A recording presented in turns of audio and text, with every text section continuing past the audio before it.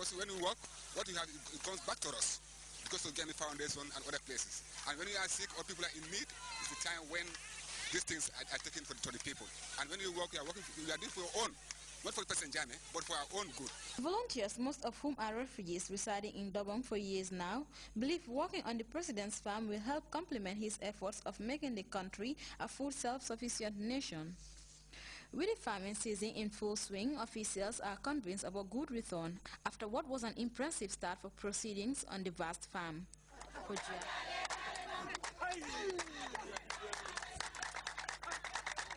Youth and Sports Ministry officials have started preparing for the 2012 National Youth Conference and Festival.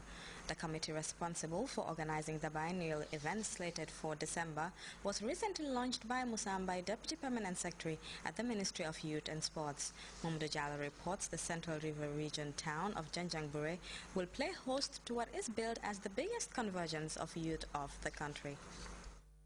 Barely 3 months before the National Youth Conference and Festival, the Minister of Youth and Sports has launched the National Organizing Committee to prepare for the event to be hosted by the Central River Region. The biennial event brings together 1,500 delegates from across the country for a week of activities aimed at directing and reorienting youth participation towards the productive sectors of the economy. With youth unemployment estimated at 40%, the NACOM will create the platform for youths from diverse backgrounds and experiences that brainstorm on ways and means of overcoming these challenges. According to Fabakari Kale, who prepared and presented a concept paper on the conference and festival, the event will have 5 broad activities. That is a youth conference, exhibition, cultural manifestations, sports, prizes and awards. The conference, which is a biennial event, which is coming every 2 years, is aimed at focusing on the experience of those young people and to dilate on the issues that are affecting them, such that we will be able to develop strategies and programs to be able to advise the government. The launching of the National Organizing Committee, it is hoped, will lay the groundwork for the start of the event, raise the required funding and get reassurances from the hosts. The budget for the event is $2.8 million, of which government has already pledged $1 million. This according to the Deputy Permanent Secretary, Musa Ambai. This commitment, he said, underlines government support to the youth of the country. The aim of NAC of 2012, as highlighted by the chairperson, is to promote youth participation in the productive sector for employment creation and endear youth to their cultural roots in order for them to realize their life's dreams. The Governor of Central River Region, Alhaji Malang Saibu Kamara, reassured organizers that his region has already leveled the ground for the smooth hosting of the event. Partnership framework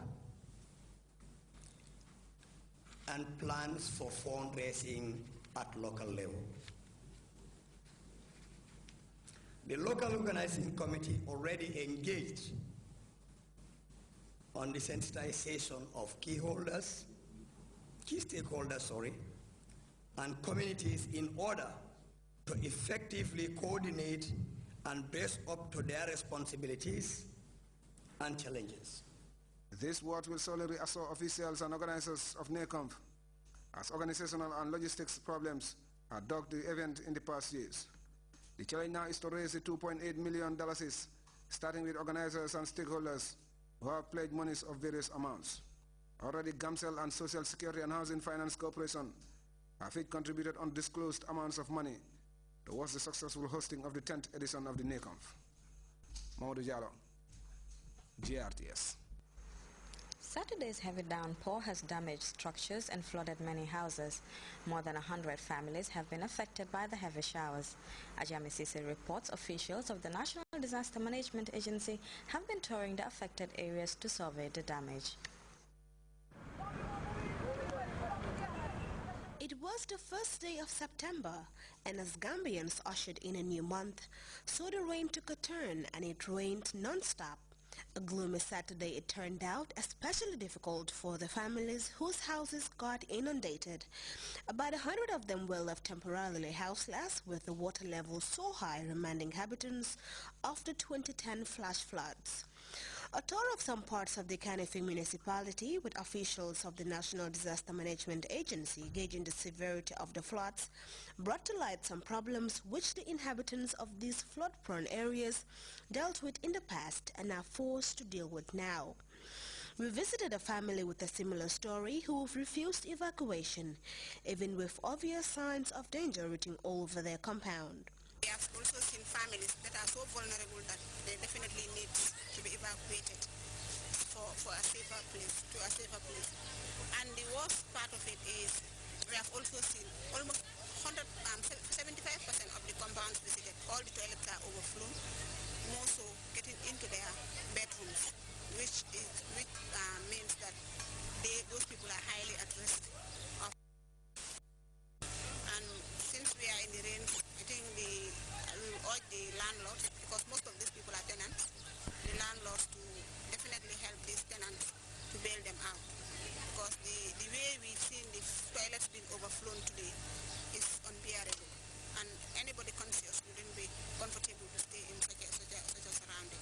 Though the anticipation of the rainy season brings in new hopes for a better cropping season so as to reduce the impact of the crop failure, this situation is sure to deter people from focusing on that.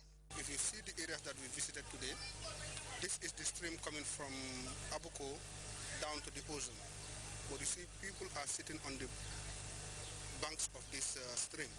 So as a result, the stream is so tight now that it has to get into those compounds. So what we would advise is, if those people can definitely move away from those areas, so that we can excavate the area and then expand it, so that when it rains, how much heavy the rain is, the water would easily flow and empty itself to the ozone. But as long as people are living in these areas, definitely annually it will happen. Actually, there were studies done in 1989, and some of these areas were not to be settled, but people have lived there now, so it's really a problem, because some of these are waterway and people are sitting on it, and they have to go. Definitely they cannot stay there anymore again. But every year we have the same problem again. Unless we relocate them or we move them from there, they're not even working from there. We will still continue to be the same. With the rains continuing to batter most parts of the country with ferocity, families, especially those in flood-prone areas, will be hoping that events of the aftermath of the 2010 flash floods are not repeated. For GRTS News, I am Ajami Sise. GRTS Radio can be monitored live by visiting our website at www.grts.gm. We'll be back with more stories after the break. Wato sital de e ban kultural de mete ke no muna register e ngo kera mbuda di way ta si fu ñu ma fu be kultural kera kabini 15 of June ye mo lo kultuba muna da hande ngo ya jele inyongol let ne wato kafu wari on the 15th of September wala last register do ndefana register tal ko ndefana register tale Mbarimo, woto momo waitela sim card register kati on the 15th of September wolon deadline ti kafurtije momo mela sim card register e network to e be la line o control he yar fa bol nyam oto mbadu ngo bori e na line o register. Welcome back. Former Ethiopian Prime Minister Meles Zenawi has been buried. African leaders at the funeral paid tribute to the former guerrilla leader, describing him as a liberator and a great son of Africa. The former Prime Minister died some 2 weeks ago in a hospital in Belgium after a prolonged illness. We have more in this report. It was a day filled with sadness for mourners attending the national funeral of the late Prime Minister Meles Zenawi in Addis Ababa on Sunday morning. Heads of state from many different African countries attended the ceremony along with thousands of other people. The interim Prime Minister, Haile Mariam Dejan, said a few words at the ceremony and promised to continue working on Zenawi's work to the end. But 12 days after the death of one of the most powerful men in the country, it is a time to reflect on the positive and not to focus on any possible criticisms. Colleagues of Zenawi could not hold back their praise. Me personally, my country, and I know the rest of Africa have lost a great person. His charm, his intellect, his passion for Africa's development, his passion for a stronger, peaceful, stable Africa is unmatched. The one person missing from the ceremony was Eritrea's president